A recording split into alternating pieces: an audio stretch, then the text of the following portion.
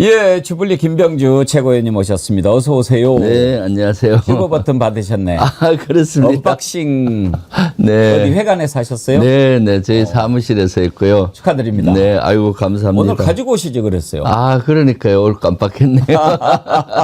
사실 실버 버튼 10만일 때 받는 건데 예. 지금 51만이지 않습니까? 좀 늦었습니다. 그러니까 늦게 와요. 몇 분 안 와서 저희들이 한 3분은 욕을 했는데 이제 네, 왔습니다. 네. 지금 민주당 의원님들 유튜브 하시는 분들 꽤 많이 있죠. 네, 많죠. 실버 버튼 받으신 분들 또 많이 있나요? 그렇게 많지는 않을 겁니다. 네. 10만 이상은 한 10명 내외 어. 될 거라고 봅니다. 10명도 채 안 될 거라고 보는데요. 네.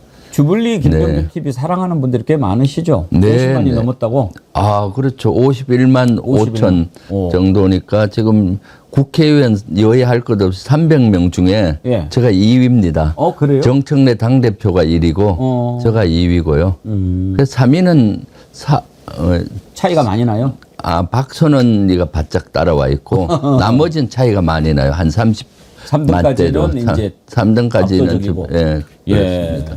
그래서 다 우리 시청자들 덕분이고요. 사실 주불리 김병주는 우리 구독자 시청자들 분들하고 같이 만들어가는 채널이죠. 네네. 오늘 이제 나오시면 저것부터 물어보려고 그랬어요. 이재명 대통령이 말한 자주국방. 네네. 이거 관련해서 여쭤보려고 그랬는데 네. 보니까 주불리 채널에서 이걸 물어보는 분들이 꽤 많이 있으시더라고요. 김병주 최고위원 경기도지사 출마하시나요? 그러는데 지금 뭐 출마 준비하고 계십니까? 지금 고민 중입니다. 어. 왜냐하면은 지금 이미 여론에서 지금 내년 지자체 선거 경기 후보군으로 저 이름이 계속 오르내리고 있고요. 그러니까 지난번에 얼핏 네. 내가 저 네. 여론조사 어디서 했는지는 잘 모르겠는데 네. 1등이 김동연 지사 아무래도 네, 현직이니까 그렇죠. 네. 2등이 추미애 추미애, 의원, 네, 3등이 김병주 의원이시던데. 그렇게 나오고 또 실제 여의도에서도 많은 분들이 저보고 좀 나갔으면 좋겠다. 이재명 정부 성공을 위해서는 저같이 돌파력 있고 추진력이 있으면서 이재명 대통령과 코드가 맞는 저보고 도지사를 나가서 이재명 정부 성공하는 게 좋겠다라고 건의하는 분도 있고요. 지역에서도 사실은 남양주 발전을 위해서는 경기도지사 되면 훨씬 더 발전시킬 수 있으니까 나가보라는 권유들이 많아서 지금 고민을 하고 있죠. 그래서 저는 지금 그 의견을 좀 듣고 있습니다. 당원분들에게. 네. 왜냐하면은 지금 정부가 이재명 정부가 추구하는 것이 국민의 주인인 국민 주권 국가잖아요. 그리고 우리 당에서도 당원의 주인인 당원 주권, 당원 정당으로 거듭나고 있고, 그래서 저는 경기도지사 나가는 데 있어서도 경기도도 마찬가지 도민이 주인인 도민 주권 행정을 해야 된다라고 해서 역사상 아마 처음으로 우리 그 지역에 있는 그 권리당원 분들한테도 의견을 듣고 있고, 주불리 채널에서도 나가야 될지 좀 의견을 듣고 있습니다. 아마 제가 생각하기엔 헌정사상 처음일 것 같아요. 기존 정치의 메커니즘과 다르게 이재명 대통령이 추구하는 그런 국민주권 정부에 맞는 컨셉으로 가고 있습니다. 특히 이제 경기도는 지금 남부, 북부, 네. 북부가 아주 중요한 지역이 되고 있잖아요. 네네. 안보와 관련해서. 그럼요. 네. 그런 점에서도 강점이 있을 것 같고. 네. 알겠습니다. 마음이 만약에 정해지시면 네. 그렇게 한번 그 부분에 관해서 얘기 나눠보도록 하죠. 네. 그래서 오늘 정어리 TV 시청자 여러분들도 네. 좀 댓글 한번 달아주세요. 제가 경기도지사 나가도 될지.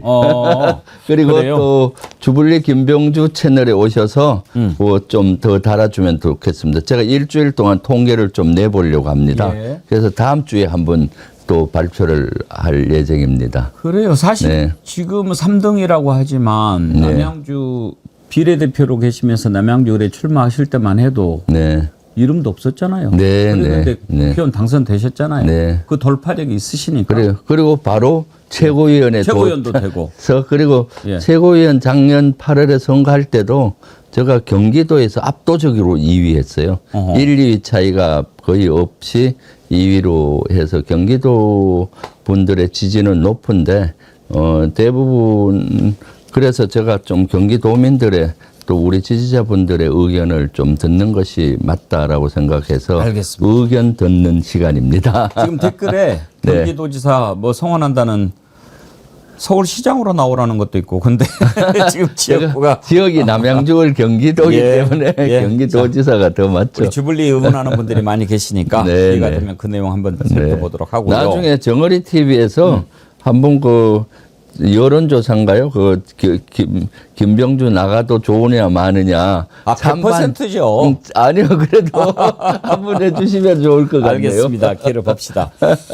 자, 이재명 대통령 미국에 갔는데 네. 미국에 가기 전날 자주국방론을 꺼냈어요. 네, 네, 그 자주국방론을 두고 이제 여러 가지 해석이 나오는데 네, 일단 이재명 대통령이 페이스북에 올린 글을 보면 강력한 국방개혁으로 완전한 자주국방 태세를 갖춰 나가겠다.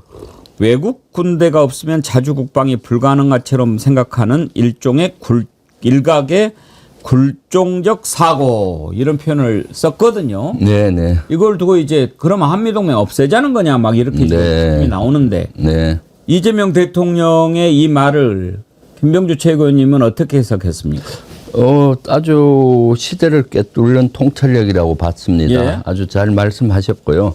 특히 보수에서 얘기하는 외국 군대가 없이도 완전한 자주국방 태세를 갖춰야 된다라는 걸 가지고 뭐 미군 철수를 종용하는 거냐, 뭐 한미동맹을 파탄내라는 거냐 이런 비난을 하는데 그거는 진짜로 하나는 알고 둘은 모르는 얘기입니다.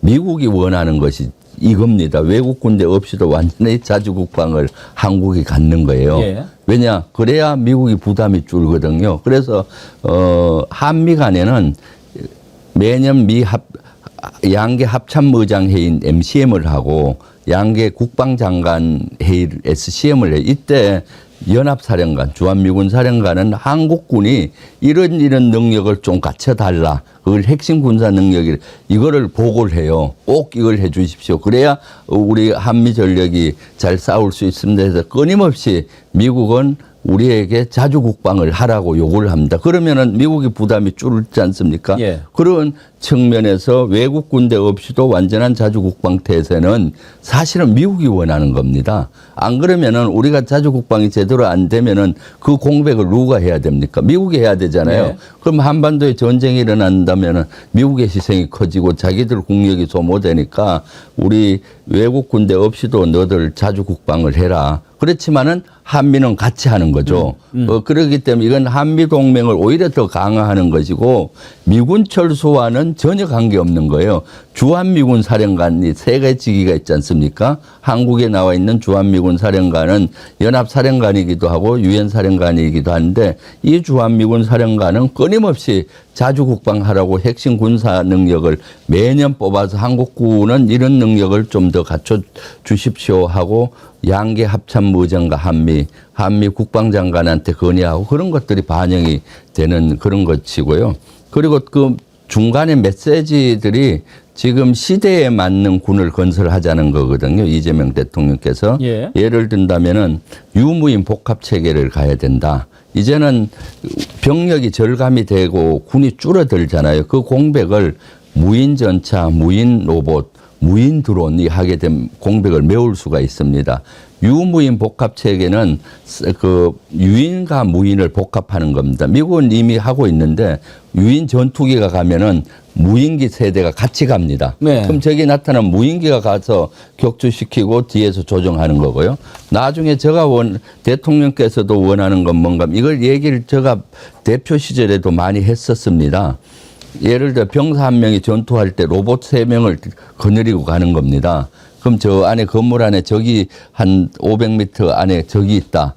그러면은 주머니에 소형 드론 잠자리 같은 걸 갖고 딱 날리면은 저기 어디 있는지 확인할 거 아닙니까? 그럼 로봇 넣어가서 전투하고 그다음 이제 그 병사는 나중에 확인하고. 그게 이제 스마트 강군이죠. 유무인 복합 체계이면서 스마트 강군인 거거든요. 그래서 이재명 대통령께서 이 유무인 첨단 복합 체계 또 드론의 어떤 뭐 그런 것들 AI가 장착된 무인 체계 이런 무기 체계로 가야 강군으로 된다. 그래서 올해 예산도 국방 예산 8%나 올렸어요. 예전에 이렇게 8% 올린 정부는 노무현 정부밖에 없습니다. 보수 정부에서는 3, 4%밖에 안 올리거든요. 예. 그렇게 많이 올리면서 자주국방 대세를 하려고 하고 있고 이것은 미국이 원하는 거다. 오해하지 않았으면 좋겠어요. 보수에서는 그냥 비판을 위한 비판을 하고 있는 거죠. 네. 근데 이제 이재명 대통령이 미국에 가기 전에 이 자주국방을 꺼내던 시점에 네. 이제 주목하는 사람들이 네. 많거든요. 네. 그래서 혹시 주한미군 철수하고도 관련돼서 해석될 수 있는 부분이 아닌가? 네. 그런 여지도 있는 거 아닌가? 네. 그렇게 생각하는데 그렇지 않다고 보십니까? 그렇지 않다고 봅니다. 오히려 그것은 뭐 한미동맹을 강화하면서 트럼프가 요구하는 게 뭡니까? 요들 국방비 지금 저희가 2.3% 정도밖에 안 되는데 3.5%까지 올려서 자주국방 하라는 거 아닙니까? 그리고 트럼프는 나토도 그러고요. 그래야 미국의 부담이 주니까. 그래서 우리 자주국방 이렇게 3.5%까지 단계별로 하겠다.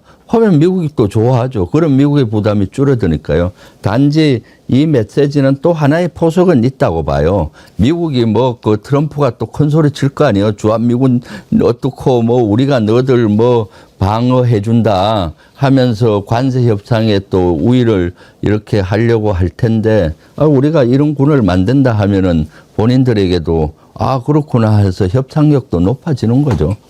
미국 가기 전에 이 발언을 했다고 굳이 뭐 미군 철수를 해석할 필요는 없다고 하시지만 한번 이것은 생각해 봅시다.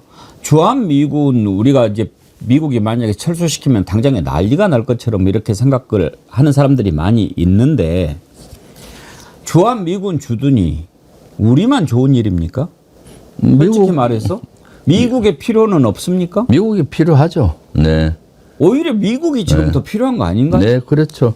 우리도 필요하고요, 사실은. 우리는 또 북한 위협도 위협이고 특히 북한의 핵 위협으로부터 주한미군이 있으면 한미동맹으로 훨씬 나은 거고요. 또 주변국인 중국이나 러시아, 일본 강대국이 있지 않습니까? 그런 가운데 한미동맹이 공고하게 되면은 그런 역할도 하지만은 미국은 두 가지 측면이에요. 여기가 가장 동북아의 전초기지가 되는 겁니다. 미국은 앞으로 중국을 견제하는 것이 가장 큰 전략 중에 하나거든요. 그 다음 두 번째가 러시아고요. 그리고 거기에 제 전선에 한반도가 있지 않습니까? 여기에 주한미군이 있으면은 중국을 견제를 한다고 본인들은 생각을 할 겁니다. 그리고 한반도에서도 주도권을 본인들이 행사할 수 있고 그래서 미국의 이익과 현재 우리의 이해관계가 맞닥뜨려지기 때문에 주한미군이 현재 존재하고 있는 겁니다. 예. 진짜 우리가 생각하기에도 당장 주한미군 철수하면 미국 답답하고 일본은 어떻겠습니까? 일본도 네. 엄청 답답하고 네. 우리가 지금 그런 비용 다 내가면서 하고 있는데 마치 엄청난 시혜를 베푸는 것처럼 하는 것. 네. 최근에 트럼프 정부가 이렇게 보여주는 거 보고 우리 국민들이 이제는 트럼프에 대해서 여러 가지 생각하잖아요. 그럼요. 정말 동맹 맞나? 네. 어? 네. 아니 그리고 이제는 그런 짓도 좀 그만했으면 좋겠어요. 뭐 그럼요. 장난도 한두 번이지 이건 뭐 너무 이제 수가 읽히는 거 아니에요? 뭐 한 번씩 올라고 그러면은 뭐 10만 불 내라. 뭐 비자 하나 내는데 1억 4천만 원 낸다는 게 말이 됩니까? 그러니까요. 그거를 또 매년 내겠다. 그리고 이제 또 하루 만에 그 매년은 아니고 한 번 이런 식으로 뭐든지 한번 질러놓고 그 다음에 하고 이렇게 추접스러운 짓을 계속 하는 거 말이죠. 그럼요. 지금 미국의 형태가 대단히 참 부적절하죠. 그렇기 때문에 지난번에 우리 민주당 초선 의원들이 이러한 미국의 행태에 대해서도 규탄하는 기자회견도 하고 성명서도 냈었거든요.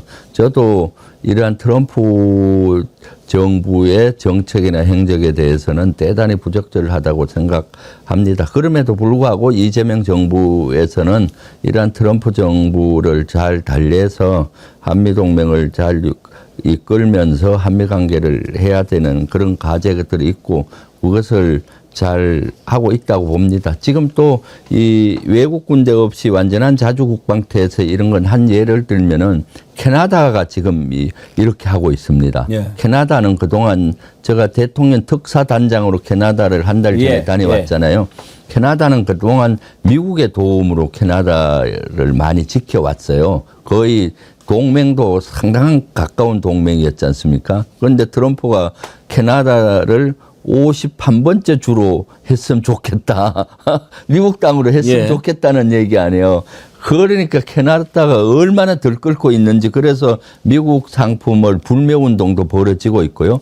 국방비를 이제는 미국의 우선으로부터 벗어나야 되겠다. 자주국방해야 되겠다 해서 80년 만에 처음으로 엄청나게 국방비를 올리고 있고 그래서 본인들의 잠수함 능력도 키우고 K9이나 천무 이런 미사일 능력도 키워야 되겠다 해서 우리 잠수함을 지금 사가려고 하고 있습니다. 그때 한 5, 6개국이 경합을 했는데 얼마 전에 2개국으로 압축이 됐어요. 우리나라와 독일로 최종 후보로 됐는데 그때 저도 많이 기여를 했습니다. 예. 그때 캐나다 국방부 장관, 외교부 장관 고위급 했을 때 본인들도 이제는 러시아의 위협이 가장 큰 위협인데 미국의 도움 없이도 자주 국방을 해야 되겠다. 그래서 국방비를 많이 올리고 군을 현대화한다라는 얘기를 하고 있는 거죠. 미국의 이러한 전행들이 우리뿐만 아니라 미국과 진짜 가장 가까운 나라가 캐나다인데 캐나다조차도 이러한 모습을 보이고 있는 겁니다. 또 이재명 대통령이 우리나라 1년 국방비가 북한 국가 총생산의 1.4배 그리고 세계 군사력 5위라고 그랬는데 우리나라 군사력이 세계 5위입니까? 네, 재래식 전력. 재래식 전력으로? 핵을 뺀 재래식 전력은 세계 5위죠. 네. 그런 면에서 군사력 5위를 자랑하는데 외국 군대가 없으면 자주국방 못하겠느냐 이런 이제 얘기를 했기 때문에 상당히 논란이 지금 되고 있는 거잖아요. 네. 군사력이 그렇게 크면 우리가 충분히 뭔가 할 수는 있는 거 아닙니까? 네, 그렇죠. 군사력, 그래서 자주국방이 더 중요하고요. 우리 스스로 자주국방을 했을 때 강대국으로부터 인정을 받고 무시를 안 당하는 것이거든요. 스스로 힘을 키우겠다고 하는데 그 국민의힘에서는 안보를 중시 여긴다는 보수에서는 왜 비판을 합니까? 그러니까요. 사실 자주국방은 박정희 때부터 계속 해왔던 얘기 아닙니까? 네네. 우리 스스로. 근데 자주국방의 기초 뭐라고 생각하십니까? 자주국방의 기초는 우리 스스로 우리나라를 지키는 거죠. 예. 네, 그럴 힘을 갖는 거죠. 그럼 전자권도 가져와야 됩니까? 전자권도 저는 갖고 와야 된다고 봅니다. 이제는 충분한 능력이 있고요. 전자권을 갖고 온다 해서 한미동맹이 파탄나는 게 아닙니다. 항상 우리는 한미동맹의 정신으로 같이 싸우는 거거든. 단지 전자권을 가지고 오면 연합사령관이 지금은 같이 부사령관도 한국군 포스타, 연합사령관도 미국 포스타잖아요. 그럼 전자권을 갖고 오면 우리가 연합사령관을 포스타하고 미군이 부사령관을 하는 겁니다. 우리가 주도하는데 미국도 참관을 하는 겁니다. 우리가 우리 한반도에서 운명을 주도한다. 이런 개념으로 생각하시면 되는 거죠. 자, 그러면 정리하겠습니다. 이재명 대통령이 자주국방을 이 시점에 강조한 것은 지금 이제 일부에서는 뭐냐 한미동맹을 깨자는 거냐 이런 얘기가 나옵니다만 이재명 대통령의 발언을 우리가 어떻게 해석하고 받아들이는 게 가장 옳을까 한번 정리를 좀 해주세요. 이것은 트럼프가 원하는 겁니다. 미국이 원하는 겁니다. 미국의 그 도움 없이도 자주국방이 된다면은 미국은 부담감이 없어지는 거거든요. 그 미군 철수하고도 전혀 무관합니다. 지금 그러면은 한반도에 전시가 나면은 우리 군이 주가 되고 미국은 조금만 투입해도 되잖아요.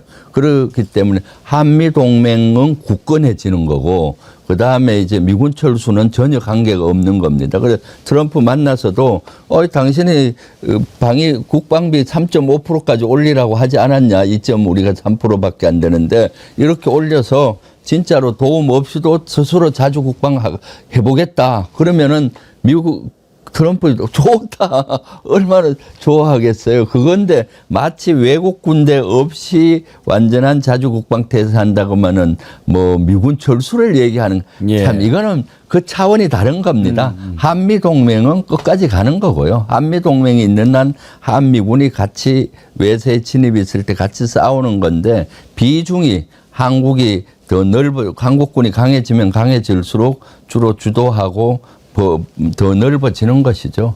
네. 알겠습니다. 자주국방에 관해서 짚어봤습니다. 요즘 국민의힘 얘기 좀 해보죠. 지금 제가 보기에는 저렇게 하자는 것은 도대체 뭔가. 지금 장동혁 대표, 김민수 최고 하는 것은 도대체 이제 뭐 끝까지 가보겠다라고 하는 것 같은데 이제는 뭐 대통령도 붙이지 않고 김민수 같은 자는 아예 뭐 극단을 가겠다라고까지 하지 않습니까? 그럼요. 대선 불복을 하고요. 대선 불복이죠. 네. 저런 정당은 어떻게 대해야 될까요?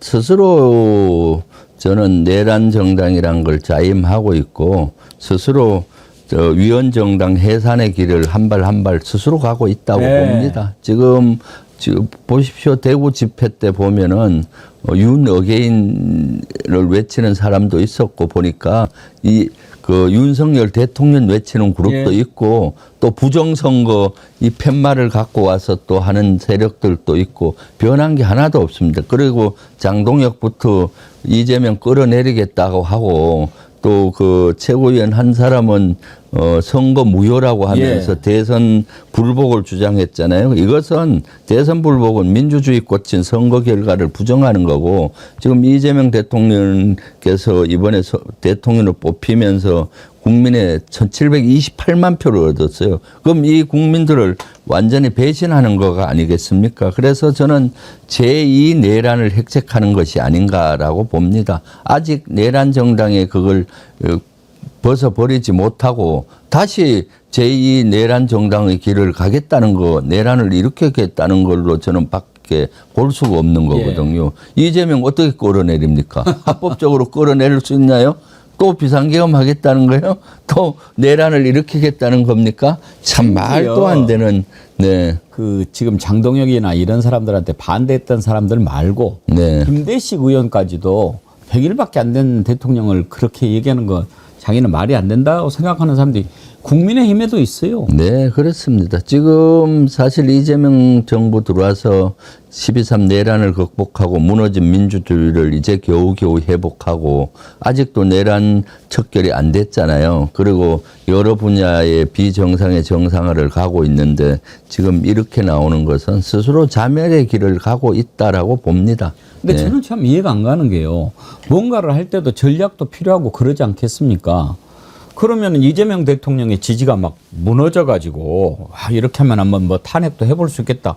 이러면 몰라도 압도적인 지지를 받고 있는데도 그런 식으로 하는 이유는 뭘까요? 저는 국민의힘에서 내분이 너무 많고 위기의식이 엄청나다고 보여요. 지금 뭐 권성동 감옥에 다시 구속됐죠.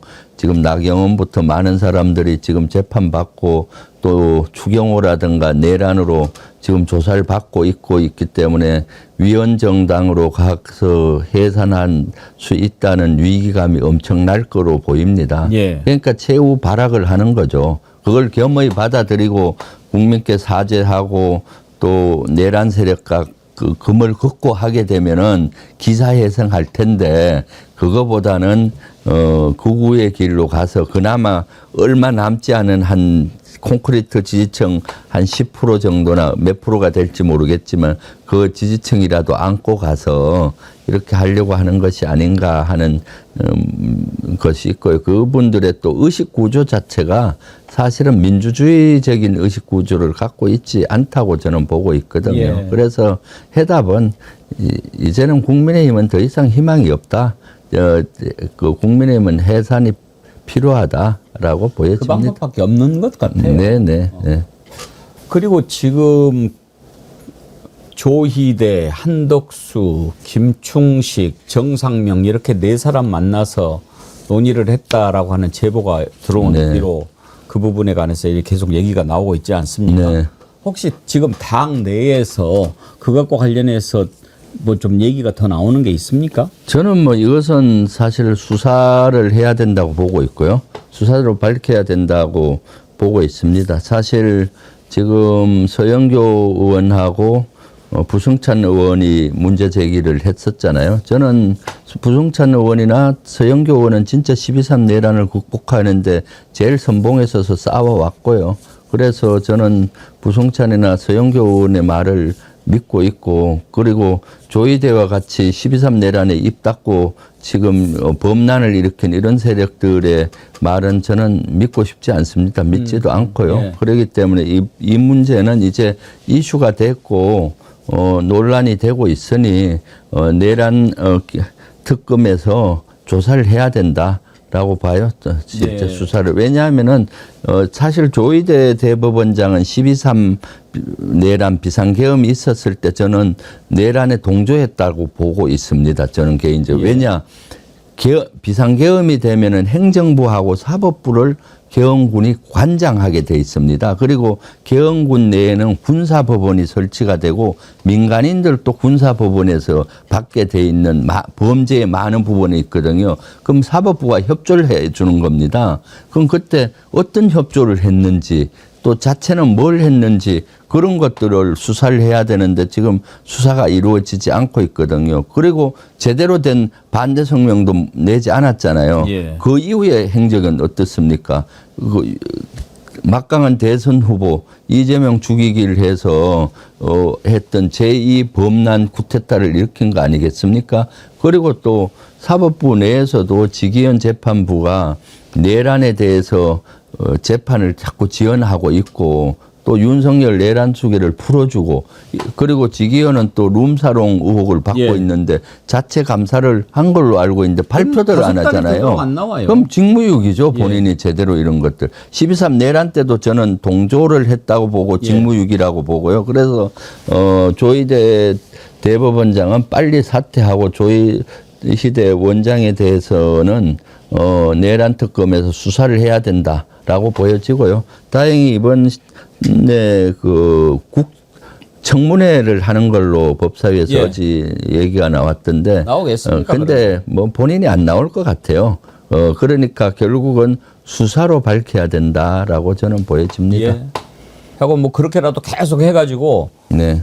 딴소리 못하게 해놓는 것이 매우 중요하죠. 네. 지금 사법부 제대로 정신 차리라고 국민들이 막 소리 지른 뒤로 네. 구속영장들 착착 나오잖아요. 네. 네. 이런 거 보면은 지기현이랑 조이대도 얼마 안 남았다고 생각합니다. 네. 네. 국민 이기는 사람이 어디 있습니까? 아, 그럼요. 그럼요. 네. 네. 예.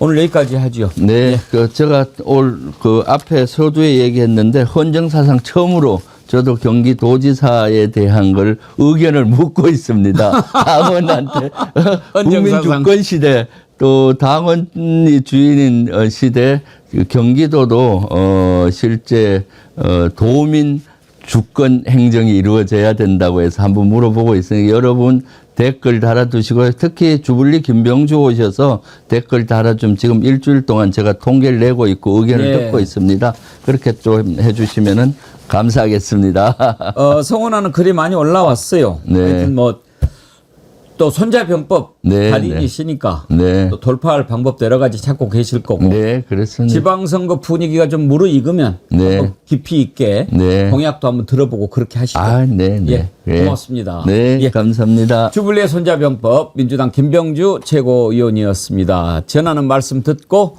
3부 강기정 광주시장 만나보겠습니다.